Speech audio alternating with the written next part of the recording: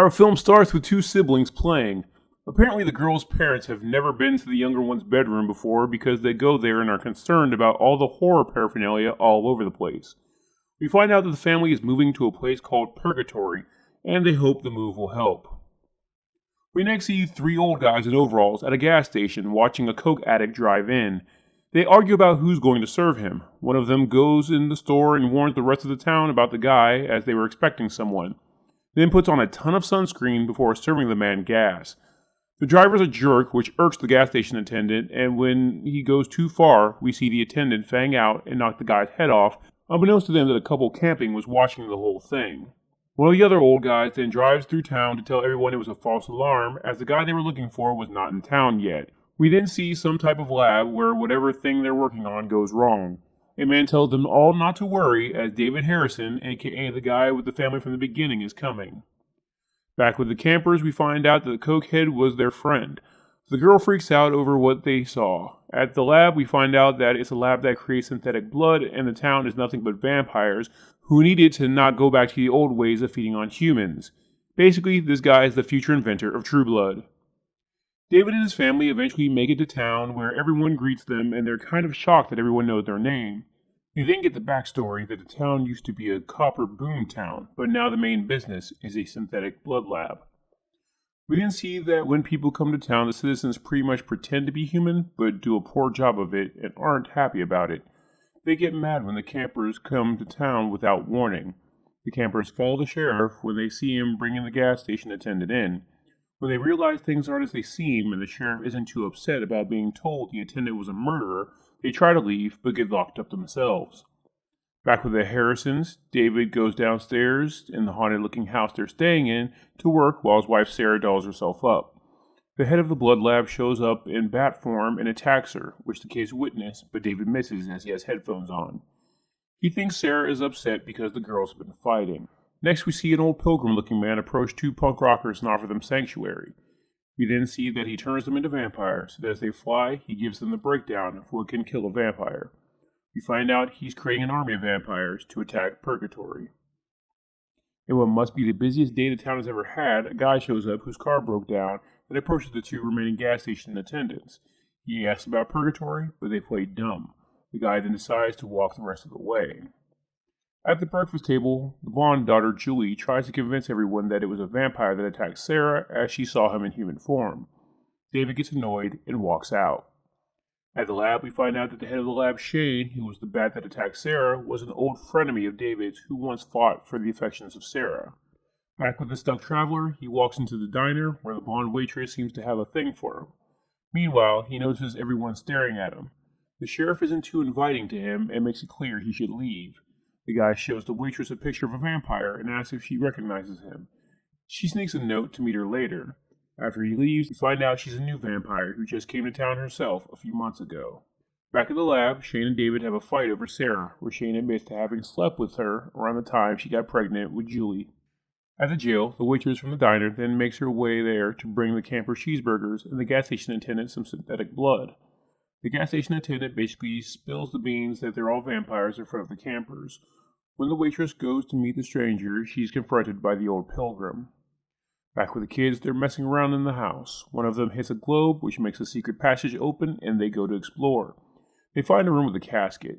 Gwen goes to look, though Julie tries to tell her it's a bad idea. The vampire then rises from the coffin. Gwen takes off, then has to go back to get Julie, who is stuck stuttering. They go and tell their mom what they saw, which is where they are met by Count Martelak, who is the town founder. He comes up with some pretty bad excuses for what the girl saw, but Sarah falls for it. The Count then takes off back to the crypt.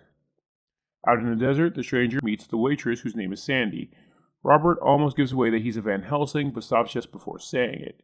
Sandy tells him they can't talk there, and she takes him to a place where she basically hits on him, as she admits there's not a lot of guys her age in Purgatory.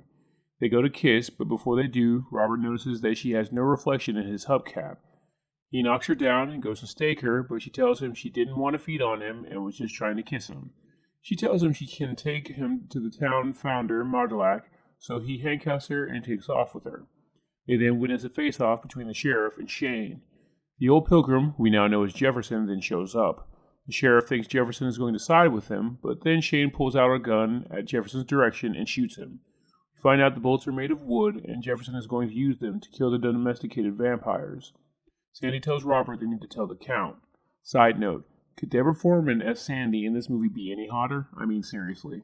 Anyway, back with David and Sarah, they argue about him finding out that she cheated on him with Shane, and he questions whether Juliet is his. David decides he's leaving the town. The kids head back to the general store where they see Shane. Julie fingers him as the guy from her dream, and the shopkeeper Anna asks her to tell her about her dream. Back at the jail, the gas station attendant tells the campers that what they're seeing out the window is a bunch of hungry vampires interested in them. Martelak shows up and reprimands the town for their behavior before being summoned about Julia's dream while dealing with the gas station attendant in the jail. We then see Jefferson summon his vampire army, followed by watching as Robert and Sandy head to the roof of the Count's house. Robert tells Sandy how he plans on slaying the Count, but she tries to inform him that he's not a threat. When the Count comes home, he has Juliet and Gwendolyn, and they're followed by David and Sarah, who thought the kids were being kidnapped by him. We next see Shane giving a pep talk to Jefferson's vampire army about their attack on Purgatory. He tells them that Sarah and Julie need to be taken alive before they all waste a ton of ammo. Julie tells Count Martelak about her dream which describes the attack on Purgatory. Robert then falls through the skylight and confronts the Count, letting him know that he's a Van Helsing. Before he can attack the Count, Sandy jumps down and grabs him. She begs for his life, and the Count realizes she has a thing for him. The Harrisons get freaked out about everything they see and decide they need to go, and the Count lets them, telling them to get out of town as quickly as possible. Sandy then asks if she can have Robert. The Count agrees, and she bites him. You down like a filthy fang. On the way out of town, the Harrisons end up in the middle of the vampire attack and must hide. We then see the campers wake up as vampires. The gas station attendant lets them know he broke into their cell and turned them. He then tells them they need to go outside and see what's going on. The townspeople then tell the Harrisons to head back to Count Martelak's for safety. Side note, the female camper in this film is played by Elizabeth Gracen. To see her with a much bigger role as a vampire, check out my review of the vampire episode of the CW TV show Charmed, where she plays the vampire queen. Back with Jefferson, he tells the townsfolk that he's there to free them. When only one decides to change sides, his crew opens fire on the townspeople. Those who survive head to the artificial blood plant and gather weapons.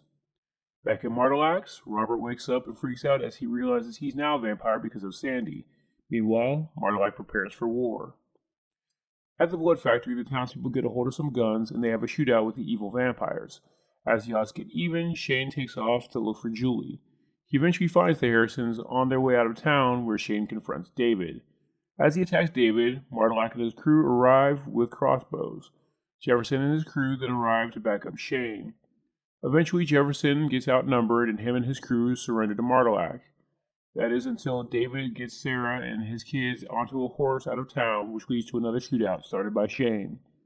They end up back at the house, where Sarah tells the kids to hide in Martelak's secret passageway they found. Shane then arrives looking for them. He eventually finds Sarah as she cuts herself, and he smells the blood, and instead of just turning her, he goes into his backstory where he only asked David to show up so that he can get to her and Julie. Because he takes too long, he gives David enough time to show up and stop him. Shane lunges at him, but David shoots him. David misses his heart, so Shane gets up and strangles David, who then takes out the holy water that Robert gave him earlier and burns him with it.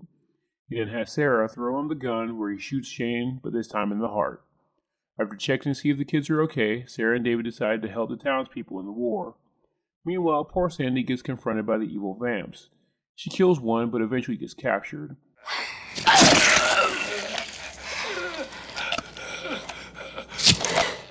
Evil vamps use her as a bargaining chip, and for whatever reason, the townspeople lay down arms to save her.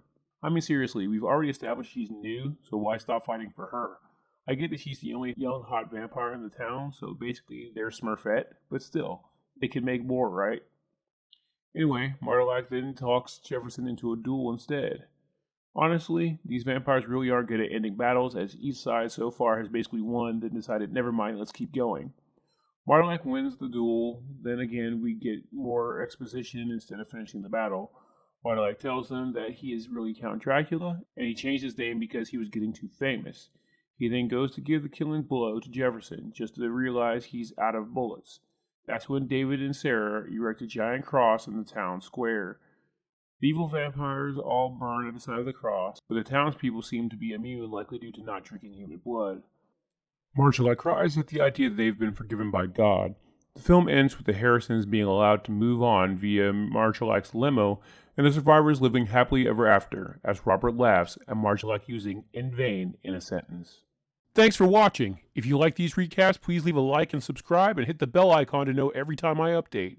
There is now an option to be a channel member where you'll get access to exclusive recaps from late-night vampire catalogs like Showtime, Cinemax After Dark, USA Up All Night, and much more. If you want to help my channel grow, please check out my Patreon, where members can get exclusive content that can't be uploaded on YouTube, along with download options. Link is in the description.